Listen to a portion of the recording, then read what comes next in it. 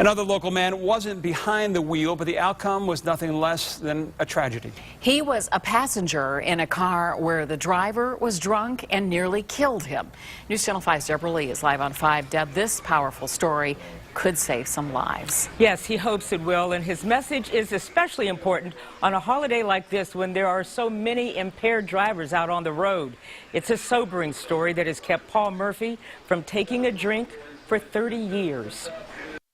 Paul Murphy was sound asleep when the car he was riding in blew through a red light here at Route 18 and 71 30 years ago, and he says being asleep may have saved his life. We got hit by a semi. Paul and a co-worker were driving back from a concert at Blossom where they'd had way too many beers, so much that the co-worker who was driving thought the light was yellow when it was really red. He had over a gallon of alcohol in his system. And he drove right into the path of the truck coming off the exit ramp. That was July. Paul didn't wake up until August. I had fractured skull, closed head injury, bruising and bleeding on both sides of the brain, 2 broken cheekbones, a broken nose.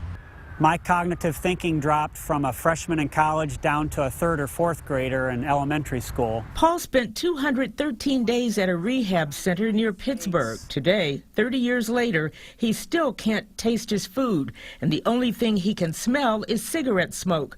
But he's alive to share his story. I'm hoping I help at least one other person.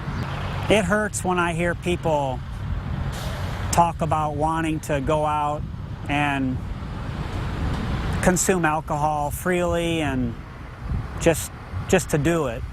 And hopefully they think twice about how they're going to get home. Now, you're probably wondering whatever happened to Paul's friend, the driver. Well, he only needed a few stitches. He didn't spend any time in jail. Paul hasn't seen him since 1986. Live on 5 in the newsroom, I'm Deborah Lee.